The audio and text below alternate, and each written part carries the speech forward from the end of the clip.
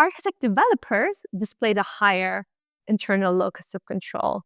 Hello and welcome to the Business of Architecture. I'm your host, Ryan Willard, and today I'm delighted to introduce Nourah Said. Nourah is an exemplary architect, entrepreneur, researcher, and community advocate whose dedication to meaningful design and societal advancement is truly commendable. As the founder and director of NAS CoLab, she operates a multidisciplinary practice that seamlessly integrates architecture, development, and research, exploring innovative methodologies to elevate the human experience.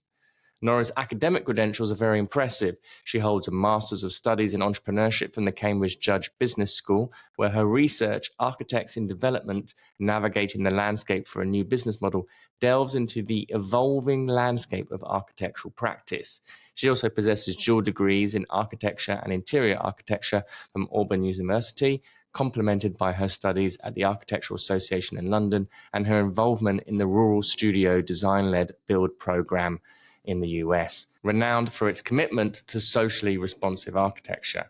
As one of Kuwait's pioneering architects, Nourah made history as the first Kuwaiti woman to gain professional accreditation from the ARB, the Architects Registration Board in the UK, and to become a member of the Royal Institute of British Architects.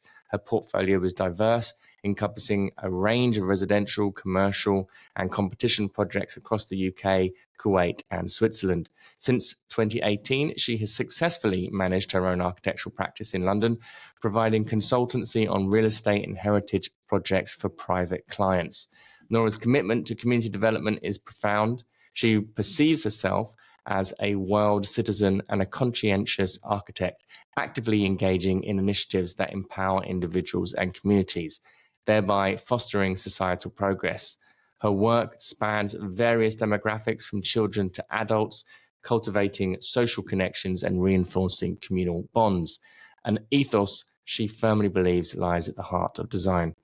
Through NAS CoLab, derived from the Arabic word for people, Nourah embodies a vision of collaborative innovation in design. Her practice seeks to connect with like-minded individuals across disciplines to explore, experiment, and develop projects that significantly enhance the quality of life. In this episode, we take a deep dive look at Nourah's recent master's thesis. We look at the history of the profession and why we see the challenges it experiences today. We look at new business models for architecture practices and particularly focus on the architect developer. We also look at vertical integration within architecture practices. And we discuss a little bit about why the AIA and the RIBA in the past have historically shunned us or moved us away from those sorts of business models and why that's starting to change today. We also look at the typical psychological traits of an architect and how to unlock them for entrepreneurial success. So loads of gold in here. If you want to read Nourah's full thesis, you can follow that on her website. We've got the information in this podcast. But for now, sit back, relax, and enjoy Nourah Said. It's time to announce this month's 200, 300, and 400 Club. If you missed our episode on the 200 Club, listen to BOA episode 485 to learn more about this new initiative for benchmarking small firm performance. So, a big congratulations to our 200 Club members who are Ramiro Torres, Julia Aria, Philip Liang, and Sean Kakigi, Jorge Catran, Yogesh Mistry, Marina Rubina, Brad Smith, Lena Boella, Joost Bende, Georgia Giris, Brad Hubble and Suzanne Daly, Judy and Larry Apel, and Chris Driscoll. Now, congratulations to our 300 Club members who are Charles Schramm, Irini Adams, Mark Elster, and Christopher Brandon. And our 400 Club members are Kimberly Dokes, Drew and Justine Tyndall. Amazing work, everybody. Great job to you all. Keep up the good work, and we'll see you next month. This episode is sponsored by Smart Practice, Business of Architecture's flagship program to help you structure your firm for freedom, fulfillment, and financial profit. If you want access for our free training on how to do this, please visit smartpracticemethod.com. Or if you want to speak directly to one of our advisors about how we might be able to help you, please follow the link in the information. We are looking for architect developer stories for the Business of Architecture podcast. So, are you an architect developer with valuable insights to share? We're always on the lookout for passionate voices in the industry to join us on the Business of Architecture podcast. If you're ready to share your journey, lessons, strategies with our global audience, we'd love to hear from you. Reach out to us to explore being a guest on our show and help inspire other architect developers on their path. We'd be interested in hearing your story, whether you're at the very beginning of your development story or whether you have $100 million portfolio of projects already in the bag completed. We'd like to hear from you if you're working with the developers or that you've developed a number of small houses or you're working at a larger scale. Nourah, welcome to the Business of Architecture. How are you? I'm very well, Ryan. How are you doing? I'm very good. A pleasure to have you on the show. So, very excited to be speaking with you. You're an architect entrepreneur. You've recently completed your master's thesis from the Cambridge Judge School of Business, where you've written a very compelling thesis around new business models for architects. Very well researched piece of work. You and we had a conversation I think a few months back when you were in your research phase and we were kind of sharing resources and ideas. So I'm really excited actually to speak with you to dive a little bit deeper into what your findings were and also talk about your career as an architect. You're based in Kuwait. I believe you were the first woman in Kuwait to be registered with the ARB. Is that correct? That's right, yes. I lived and worked in London for many years and moved back to Kuwait recently. Very cool, very cool. So it would be very interesting to hear about your own entrepreneurial journey, and what it was that actually triggered you to want to do this piece of research. So perhaps what we start there, and you can tell us a little bit about your own, your own company NAS, and what you do there, and what was it that kind of encouraged you to go onto this line of research? Yeah, well, beginning, thank you so much, Ryan, for having me. I'm really excited to be here today, speaking about the research and the journey that brought me here.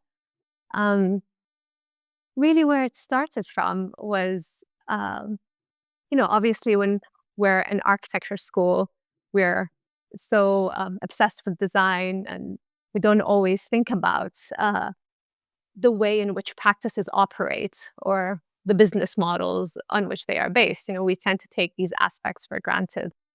But then when we go into professional setting and we have a variety of experiences, and um, mine ranged from residential and commercial competitions, then we start noticing certain inefficiencies maybe that don't always lead to better design outcomes.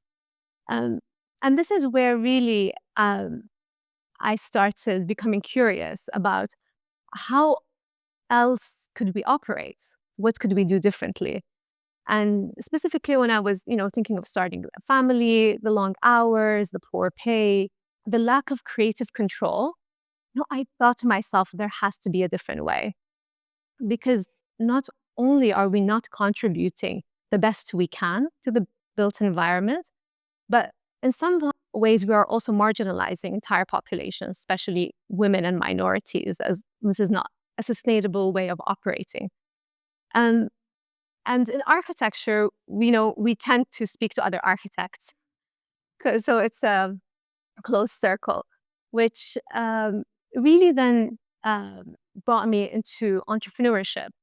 And because I see a lot of entrepreneurship in architecture, this idea of giving innovative solutions, problem solving, thinking of new products or services or ways to provide something to the public that has not been there or has not been done in that way before. So there was a lot of innovation and creativity, and I thought, the judge was, a great place for that, to go and explore those ideas as an architect with my professional background, but with people from a variety of backgrounds and from different fields to learn more.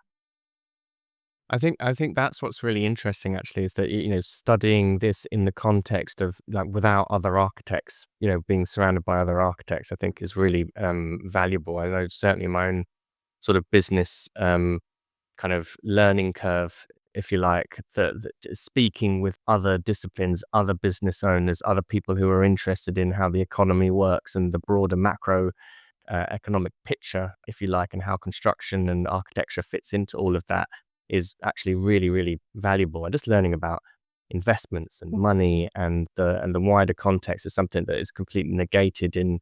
I mean, there's not really the scope in an architecture degree to be able to cover everything that exists, but a very useful context for that. In your own experience, what you were saying there about the disappointment of the reality of practicing as an architect with the low pay and the long hours and how difficult that is, I'm sure a lot of our listeners can empathize with that, and that's certainly one of the things why Enoch and I we've been doing what we've been doing. Um, when you went, what from your perspective, what are the reasons for why the current business model is inefficient, or it doesn't work, or it's like I kind of feel like we're at a point in the architecture profession where it's really broken. It's really bad. Yes, and there is a long history behind how we came to where we are actually. So Mhm. as you know, obviously the business model that we're talking about is a fee for service model. Um, uh, Mhm. that is the predominant model at the moment in architecture. But architecture really dates to over 4,500 years. And for the majority of that time, architects were master builders. They completing the engineering and general contracting, enabling them to collect fees for each of the roles, and being Mhm. entrusted with an unparalleled level of design authority. Uh, so things started to shift really with the rise of real estate developments and the complexities introduced by the Industrial Revolution. So there was new industrial capabilities, building materials, and that outpaced the traditional expertise of a master builder, which necessitated a clear division of roles. And this is really where, the architectural office then was first established, and it emerged as a crucial institution in this new paradigm, like bridged the gap between the construction Mhm. site and the art studio. And even Mhm. later on, like this professional divide became even more and more, when the RIBA was formed and the AIA, they tried to further distance themselves from labor in order to enhance their rank, and like become a gentleman's club in the mid, 1800s. And certain elements, like we can see, are still stay today. And I mean, there was difference between how um, it was portrayed in the US versus the UK and Europe. I cover a lot of these in my dissertation, um, but it wasn't, everyone was not happy with what was happening really at that time. Like there was architects like Walter Gropius that, you know, they were really concerned that the profession had departed from its initial inherent method.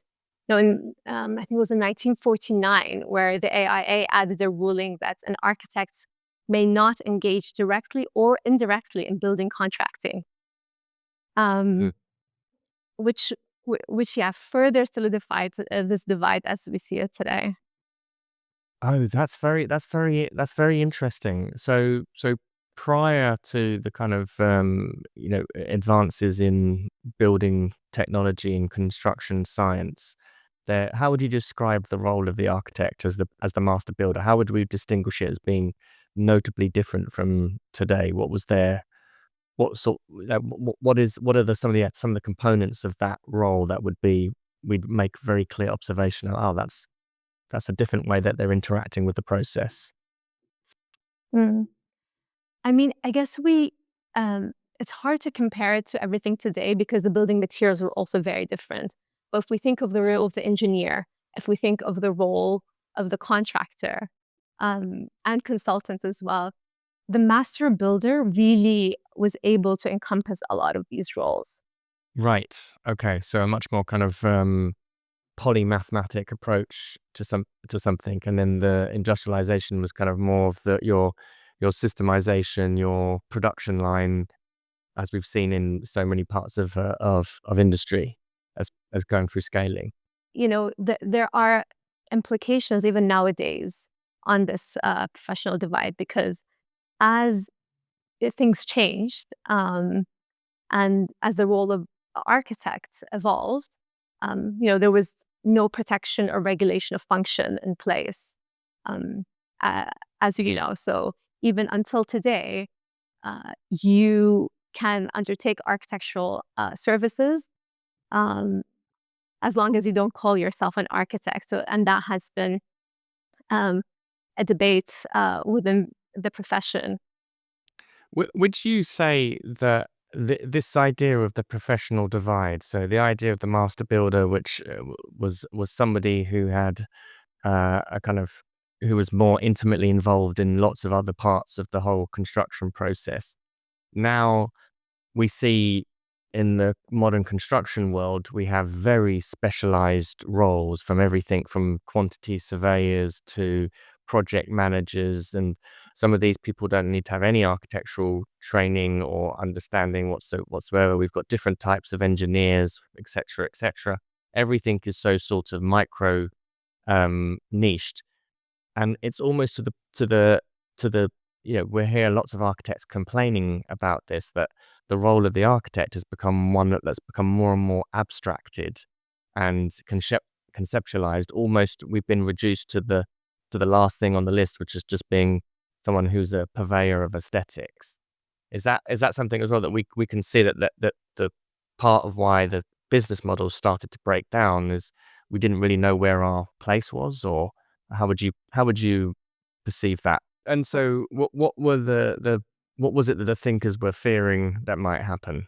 So we spoke about the establishment of the architectural office and studio, which remains a main feature of the profession today.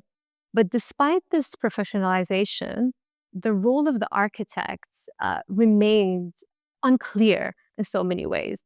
There were sociologists that heightened the romanticized but unrealistic image of architects as autonomous practitioners. But that contrasted sharply with the reality of most architects' work.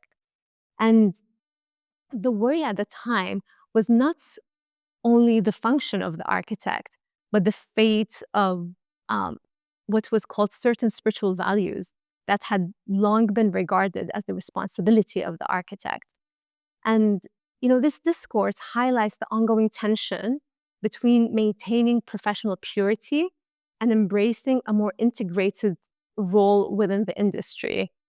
And it impacts the perception of architectural identity, both from within and from outside the profession as well.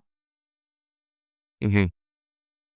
So, in terms of this kind of identity shift and architects not really knowing, where we are, and then trying to do everything and then not doing anything, and then in a commercial sense, right? This is where the complaint is coming from, because commercially and economically, the value of the architect has been massively reduced. I was talking to the head of Water Lily the other day in the UK, a great construction company, and he was reflecting on his sort of 30 years of experience, and was saying at the beginning of his career, the architect had a very senior position in the world of construction, like on site, on as a project. They were viewed as the lead. They were God. Everything that they said, they were directed, and that was it. He said nowadays they are not. Often they are. Often just the technical expertise that they offer are not there. So in terms of construction science, they find as contractors they're taking on more and more design portions of the building, whether that's because of a lack of technical competence or it's because of a lack of fee, that the architect is not able to command enough fee to be able to do that portion of the work anyway, and it's more efficient for the contractor to do it. It's probably a mix of both. But I thought that was really interesting. Just in a kind of short time frame, we've started to see the commercial challenge rise in architecture. So from your research, what have been some of the main aspects of the challenges that we're now facing economically as a profession? Yes, because really the work of the architect has been commoditized, right? And when we look at the triangle of architect, owner, and contractor, really they're in so many ways they're at odds with each other. Obviously the owner wants the best product for the cheaper price, but even our methods of fee calculation are inherently its quality, versus financial gain. So the way that our profession is set at the moment, and because we are in so many ways stuck in the same business model, we're not able to leverage our expertise. So even by the 1970s, there was complexities in architectural projects, and they had significantly increased. And architects worked very hard to coordinating with other professionals and assumed more risk, but they largely failed to raise their fees because they were, again, stuck in the same business model. Even the current research really shows that, with the introduction of BIM in the early 2000s, it theoretically enabled a collaborative system where decision-making, dispute resolution, resources, risk, and rewards were shared by all project participants. But the implementation has not resulted in fee increases for architects. So the cost of errors was dramatically reduced as a result of BIM improvement. But because we're trapped into this traditional delivery model, the capabilities of them have not even been fully exploited. And that is really the challenge in the profession. Fascinating. So what are other alternatives to practice or different business models that could actually unlock the economic potential and value that we know as a profession, that there's this wonderful breadth of knowledge, design, way of looking at of construction projects, and a massive amount of efficiency that we can bring to construction? What are business models that could better serve the architect? And ultimately, if it's better serving the architect, I'm sure you and I will both say, if it better serves the architect, it will better serve the architecture. It will better serve the end product and ultimately the client. Absolutely. And really the research showed that in order to have a shift in a business model, so that will take a long time. So we can introduce new ways of working and new business models while trying to, in a way, fix what's there and make it more efficient and better. And there are different ways through which we can do that. Philip Bernstein, actually, one of his books, speaks about 3 different strategies that are very helpful. One is like a verticalization strategy, in which the architect,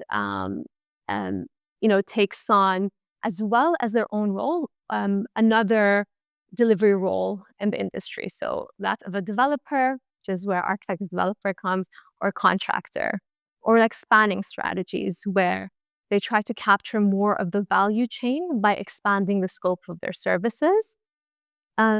And or supporting strategies. So they use their skills, talents, and technologies to offer services to other parts of the supply chain that they would not normally engage with. And out of those, I kind of honed in and focused on the architect as developer. And I just wanted to go back that the financial aspect is one of that, one of the motivators, but it's also the creative control. Like we've lost the control over the design process. Others are calling the shots, and they're not always the most qualified or the ones that can contribute the best outcome to the built environment, but also ethically. Like if we look at, I think in my research, I also shared about the tragedy at Grenfell Tower in London, where the report from Grenfell Tower really shared that this misalignment in the profession was one of the reasons that this happened. So there were also ethical considerations as well. And that's a, not to overlook that the creative control of architecture, where I often feel in a lot of when I talk to our clients here at Business of Architecture, that the architect can bring so much more value to a project, obviously the earlier on that they're involved with the project. And that in many cases, the way that modern procurement works is, like you're talking about, this commoditization of the architect, that they're now seen as a service that's kind of producing a series of drawings for very functional purposes. And the kind of strategic vision, which is actually really valuable to the client certainly when it's aligned with a business agenda. And that's often sometimes the bit of the language bit that architects don't feel confident talking about, is understanding the business agendas of their clients, and then therefore clients don't invite them into those conversations. Therefore, they're not part of a strategic play for the client, and then they end up getting introduced to a project further downstream, and now they've lost a little bit of that sort of oversight. And it's actually that's what an architect does. We're able to really think strategically and join up different aspects of it's a perception of having you've got a broad perspective on a project and are able to connect up seemingly disparate ideas and can curate them in a very powerful manner. And that's very valuable, and it's also the source of where creative leadership comes in. And so to relinquish that is it's interrelated as well with the economic value of it. Though from a outside perspective, it can seem like a sort of prima donna not getting in their way of what the building should look like, which is often what it sort of gets reduced to. And the architect is perceived as the aesthetic force behind the project. So looking at these kind of making shifts in different business models, they're very interesting that you obviously focus on the architect developer, which is again very interesting. The vertical integration, I see that happening a lot in the industry, and I know that historically the AIA and the RBA have really said that's not what we do. But from a business perspective, it's great. It makes a lot of sense. We've got a number of clients who have all set up their own contracting businesses. They do it very well.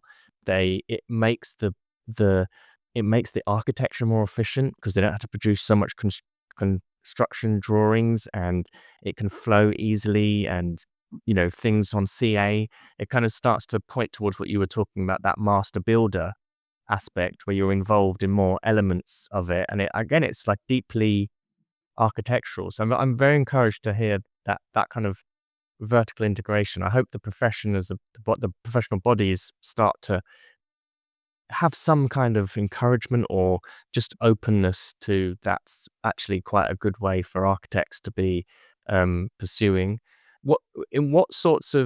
You mentioned there about the services to other parts of the supply chains. What sorts of things did you come across in your research that you thought were quite interesting, sort of unusual ways of bringing architectural services to other parts? Listen, so I didn't dive into it as much. But for example, some do more post occupancy evaluation and have that data loop, or AI driven pre-design services is becoming more and more common now as well. So these are elements of like how to expand the scope of the services.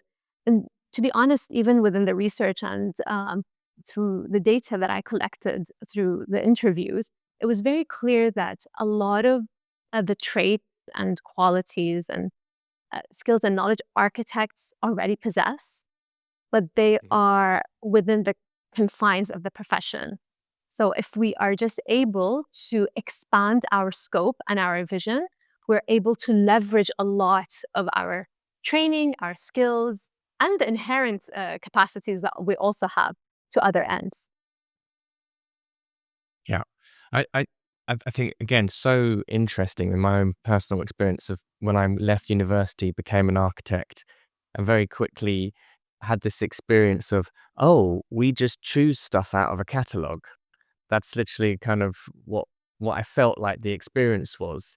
Um, going back to the sort of the other parts of architectural expertise being applied elsewhere.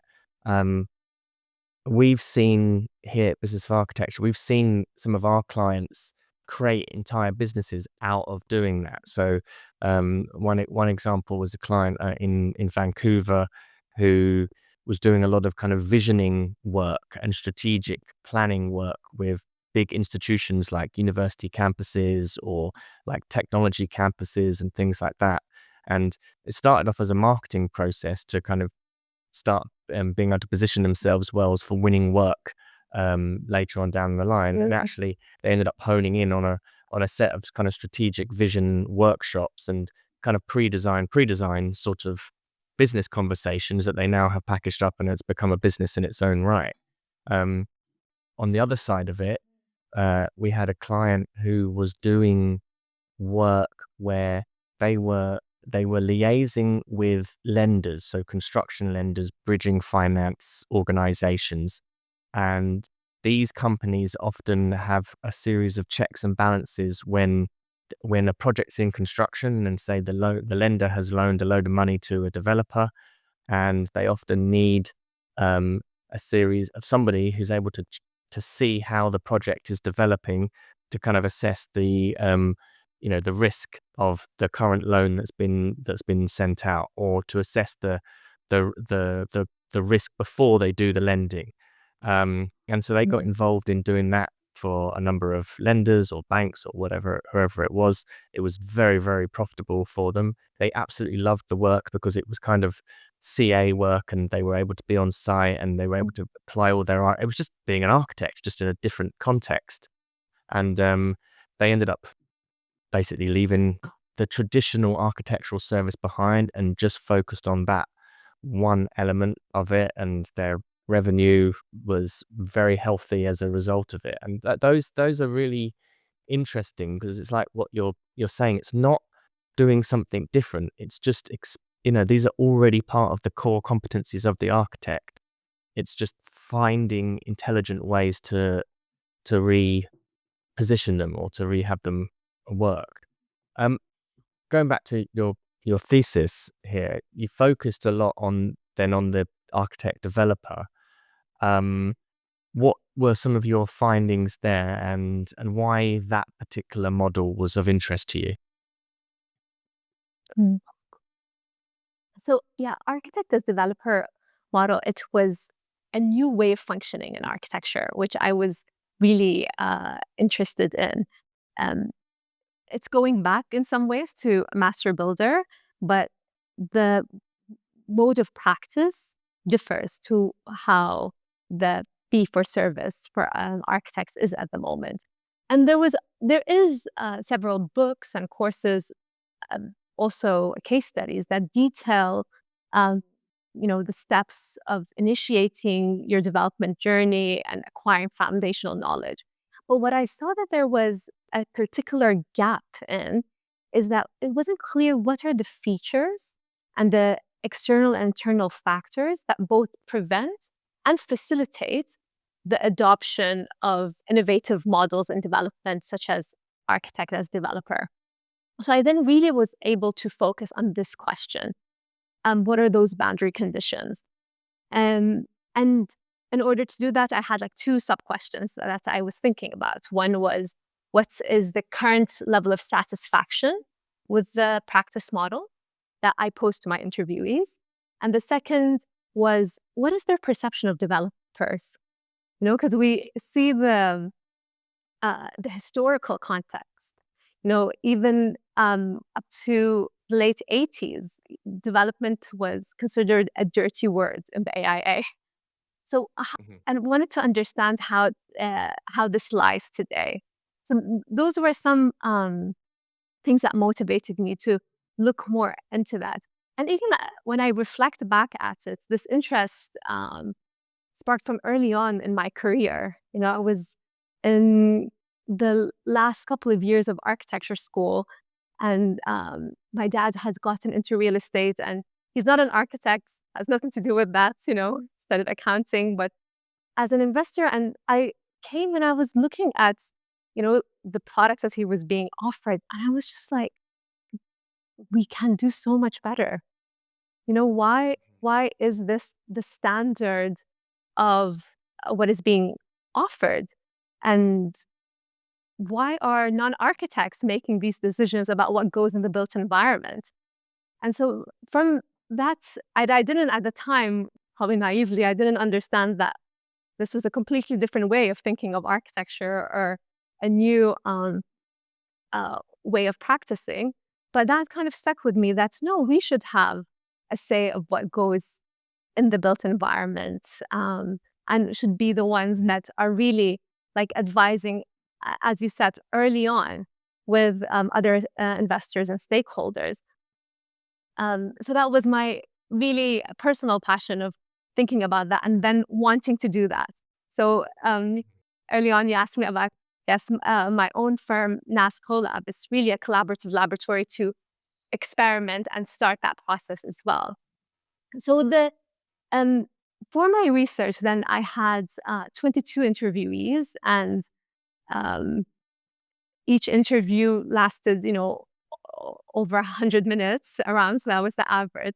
And so it was a lot of really great insight that I was able to gain. And really, I would like to thank everyone who participated and gave their time. And thank you also, Ryan, for introducing me to several of the interviewees. That was really, really helpful. And the way we structured the interview was to understand, a little bit about their firms.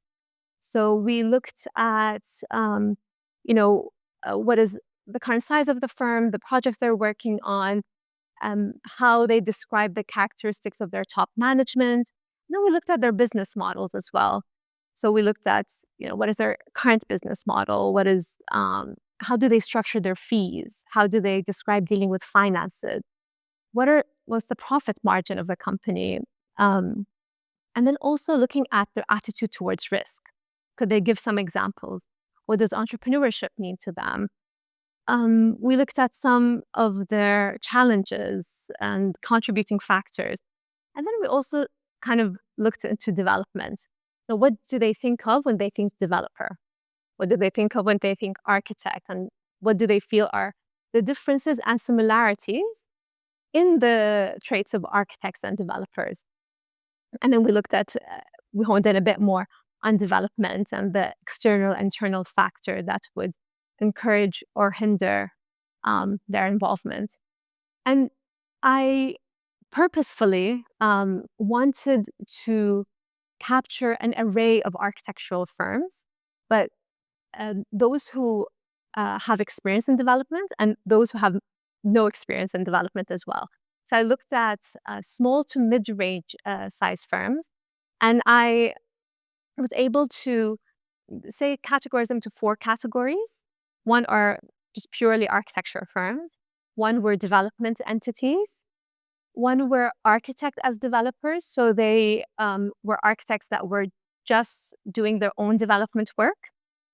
And then architects and developers, so they were ones that had their architectural services entity and their development entity, and they worked in parallel.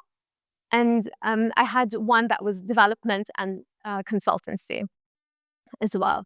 So it was very helpful to capture a variety of firms and companies, because then we're able to recognize the features that both encourage and hinder. And then I was able to categorize my findings into qualities and traits that are helpful for this transition, and skills and knowledge. Great. So first of all, what were some of what was the kind of array of obstacles that you saw? I'd love to know the perceptions as well of what architects felt about developers and development, and the sort of, and perhaps even the conflicts that might even arise from those perceptions. Yes. So it's a very good question. So the perception of developers really varied, from some calling them visionary to evil. So you had, but the data primarily described them as financially driven individuals who prioritize profit over design and social good. And Mhm. but it became more nuanced than that. Firms that regularly engaged with developers or had taken that role themselves recognized and appreciated the difficulty of the developer's work, acknowledging the essential role that they play in realizing, architectural visions. So they were described, as generalists with a wide range of skills, as financially numerate, adaptable, social, competitive. And, some architects express admiration for developers' entrepreneurial spirit and resilience. And that aligns with the literature and research available, where even John Portman, who is a pioneer of the architect as developer movement, called himself an entrepreneurial real estate developer. So then I was able to take those descriptions and see how they align with entrepreneurial traits as we know them. So I can go into that if you'd like to know more, because it's Yes, quite please. interesting. Yeah, absolutely. Yeah, how architects and actually developers differ in those. So, developers were often characterized as entrepreneurs who seize opportunities and create value. And there's extensive literature that align entrepreneurial traits with baseline personality traits, like the Big Five model, which I don't know if you're familiar with it, but it also includes like openness to experience, conscientiousness, Of the extroversion. agreeableness. You know, a lot. Yes, yes. And along with other traits such as self-efficacy, risk propensity, innovativeness, need for achievement. So the combination of these traits characterize a multidimensional entrepreneurial orientation, I would say. And even from the description of the primary data, I have a figure in my research that showed, the description of developers and how it relates to these entrepreneurial traits and qualities. So architects, for example, they were described as creative, design focused, socially conscious. They deeply care about the impact of their work, but they also were described as lacking business acumen or difficult to work with, not understanding, the bottom line of other stakeholders. So when we looked at then how architects and developers scored on these different traits, it was really interesting because architects scored higher on conscientiousness, exhibiting a strong sense of duty and meticulousness in their work. They're methodical, they're detail-oriented. And they were also somewhat open to experiences, especially those in design-oriented firms. They appreciate experimentation, exploring new ideas, creativity, innovation. And when we looked at an element, for example, like self-efficacy, they exhibited, Mhm. um, somewhat level of self-efficacy, which is normally defined as the belief in the ability to perform tasks and fulfill roles successfully. So particularly, higher levels of entrepreneurial self-efficacy, which encompasses confidence in like one's ability to innovate, take risks, or manage business, um, it correlates positively with innovation, as they're more likely to persevere and overcome obstacles. So architects are traditionally trained to innovate and design, right? We're problem solvers, and can leverage this trait by gaining confidence to expand their expertise beyond architecture. So, for example, developers actually scored lower on innovation because they come from a variety of backgrounds. There's no one route to becoming a developer, and they don't necessarily possess the level of innovation necessary for a well-executed building. And even with conversation, we realize that they rely on architects' design sensibilities for such results. And another element or trait was a need for achievement. So both architects and developers demonstrated a high need for achievement. And the architects were motivated by commitment to design excellence and public good, Mhm. while developers were mostly motivated by profit. Mhm. Particularly architects, again, in design-oriented firms, they set high architectural standards for themselves and aim for awards and recognition from Mhm. peers. And, their need for achievement is seldom financially motivated. One, architect developer that I interviewed found that the prestigious awards that they got for their projects was a recognition of the success of the proposed model, which was in years prior looked down upon. And this highlights a negative generational perception of development. So my research also showed that Mhm. everyone really had an interest in architect as developer model. And that was very encouraging to see. Uh, However, at the same time, um, a couple of very seasoned design-oriented architect developers, um, they found that those in their age group, which was 50 plus, still looked down upon development. And so while this is changing and the perception is changing, because we can see the interest in this model, it still prevails in some circles and might influence the need for achievement, which might discourage some architects from this shift because they want their work to be Mhm. seen, of course, as honorable. However, um, It's so pretty much interesting. across the board, yeah, with the younger generations, this was really changing. Yeah.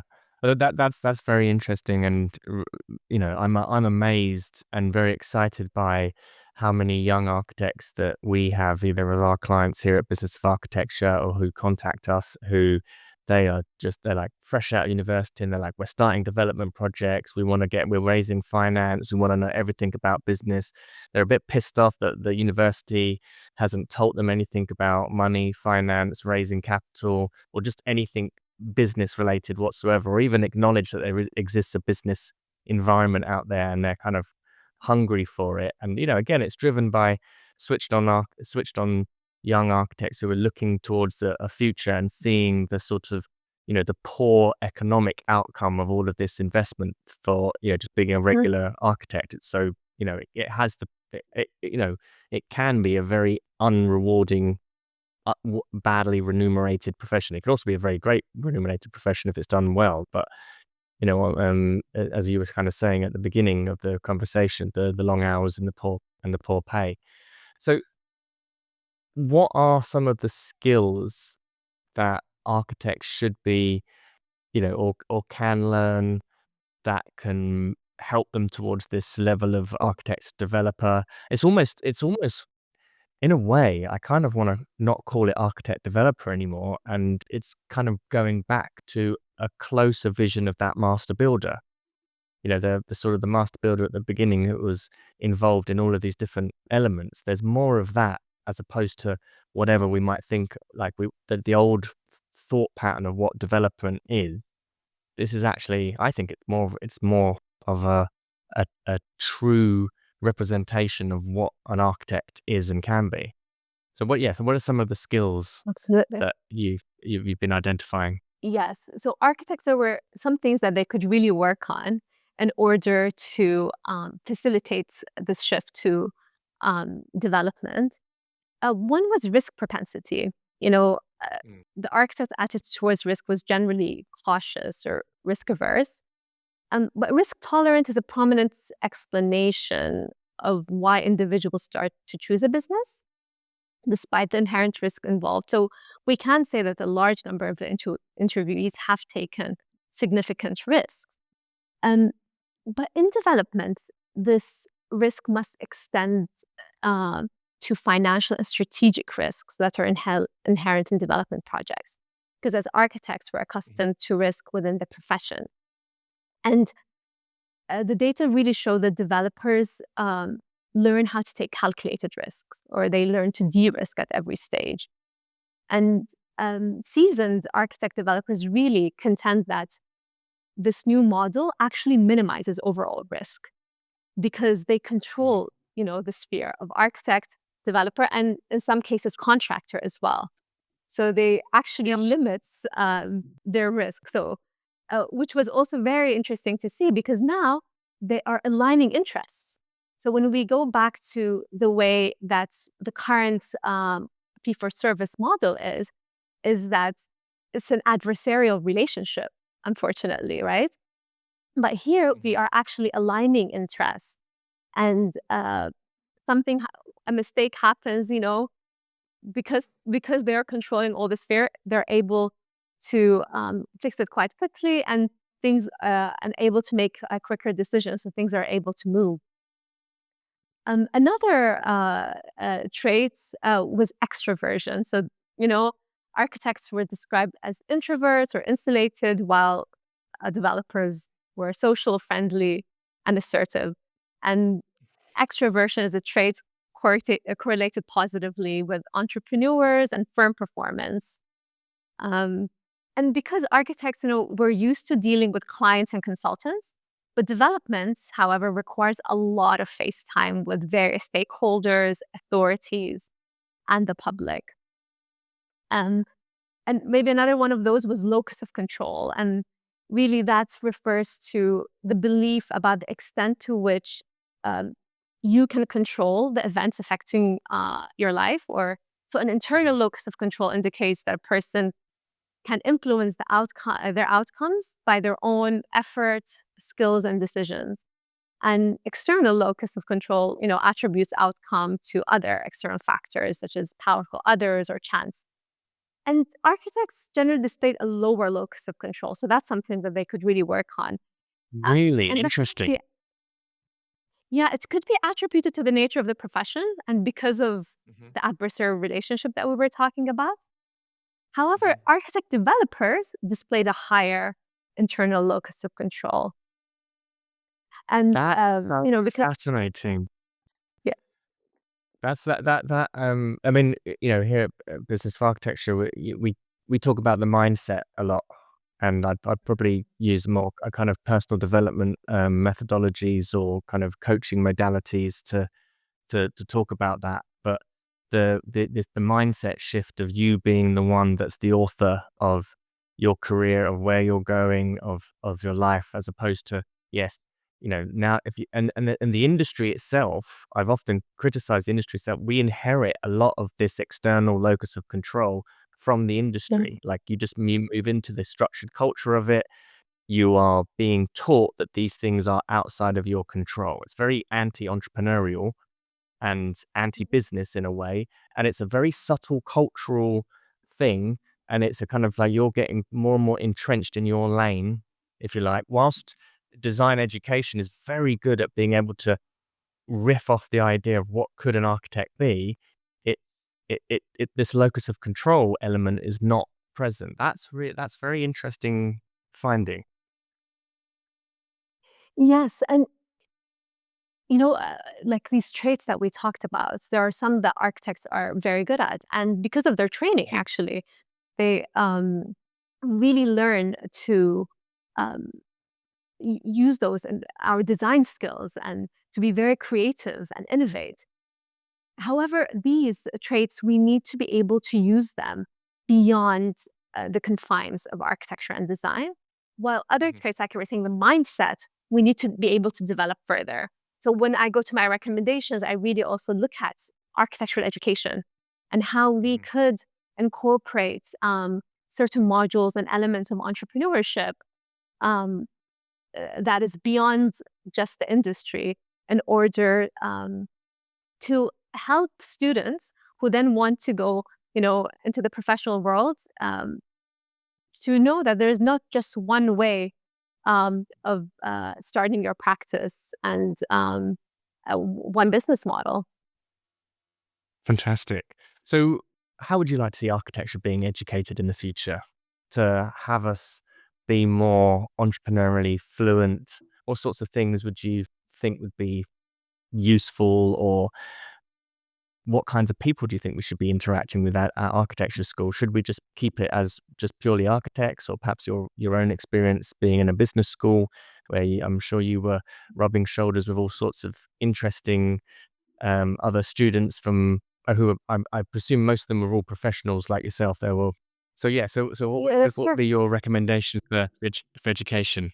Yeah, that's a very good question. And I know that, refining architectural education has been an ongoing conversation.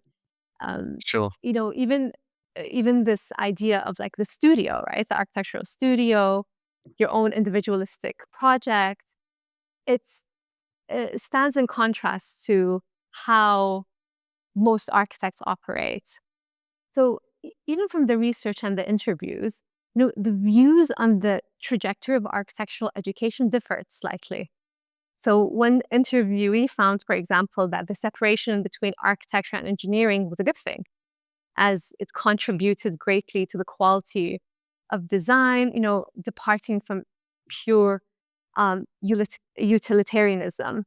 While others found that their education of combining engineering with architecture actually was very helpful for them, this hybrid approach, because it gave them a good understanding of how things are built. So when I gave my recommendations, it really is with an understanding that architectural education is very rich. So even when people ask me, about my architectural education, it's great. You really learn a lot, and there is so much that you can fit in within the scope, the number of years that you're educated, and mine was 5 years, so it's limited. However, there were certain things that we could do, which is both in the professional setting, but I think also starts from our education as well. So I think we were talking about that architectural education focuses on this notion of individualistic work as a main component of the curriculum. And this really differs greatly from the reality of architectural practice, and to a greater extent from development. So the traditional, focus on design excellence could be expanded to include other elements that are beyond design. And this diversity, and I'll come back to this point, is that even in architectural offices, it's normally more architects or designers that are there. So we don't see a diversity of thoughts, of professional backgrounds, of cultural leadership styles, and that has really, studies have shown that it's very important for the success of ventures or firms.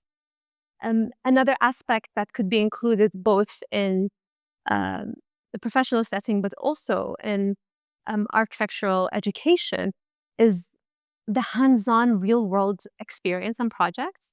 So can we include internships with development companies, for example, and interactions with other professionals from other industries? one of the skills that it came out strongly in the research was the importance of industry experience. And some interviewees, so you have to be a competent architect to go into development.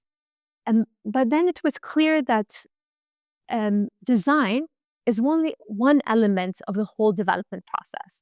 So one interviewee shared, if we think of development's life cycle like 7 steps, design and architecture is one of them. So different people were recommending that architects, for example, gain experience in different settings. So one working for architects, one working just for developers, or real estate development companies, or for a contractor. And the variety of experiences will help them further transition into architect as developer model. Is that something we can also incorporate in architectural education? Is a question that I think would be very helpful to look at. Another consideration was, now with obviously the technological advancements that we have, what does that look like for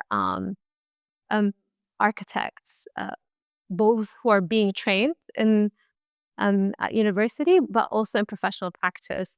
We didn't delve into this as much, but it was a reoccurring theme that with the rise in artificial intelligence, one development manager, they could see how the processes in development could really be streamlined. And in the next 5 to 10 years, there can be a very big shift in how development is done, which could be very good news for architects as well, because as more knowledge-based tasks are being replaced, that means it could be easier for them to take on the role of the developer. Amazing. Brilliant. I think that's the perfect place to conclude the conversation there, but really fascinating piece of research there. And I really appreciate you coming on the show and sharing your findings. Is your thesis available for other people to look at? If people wanted to read it in more depth, is it widely available, or is it behind secrecy? Yeah, so I would love to share the thesis and the findings. If you go to my website, nas-colab.com, and you put in your email, sign up, and hopefully shortly I'll be able to send you my dissertation and findings. And if anyone is interested in digging more and understanding and exploring some of these questions more, I'd be very happy to have a chat and collaborate. I think that's a big part that's come out of the research as well, is that the importance of collaboration and working with others. Amazing. Brilliant. Well, Nourah, so thank you so much for coming on and showing that. And we didn't even get to touch upon on NAS as well, and the work that you're doing. And so perhaps next time we can have another conversation and we can talk about your own your practice as well. But thank you so much for today. It's been really enlightening. Thank you so much, Ryan. Hope to speak soon. And that's a wrap. Hey, Enoch Sears here, and I have a request. Since you are a listener here of the Business of Architecture podcast, Ryan and I, we love putting this podcast together. We love sharing information as much as we can glean from all the other industries that we're a part of to bring it back to empower you as an architect and a designer. And one thing that helps us in our mission is the growth of this podcast, simply because it helps other architects stand for more of their value, spreads the business information that we're sharing to empower architects together, so architects, designers, engineers can really step into their greatness, whatever that looks like for each individual.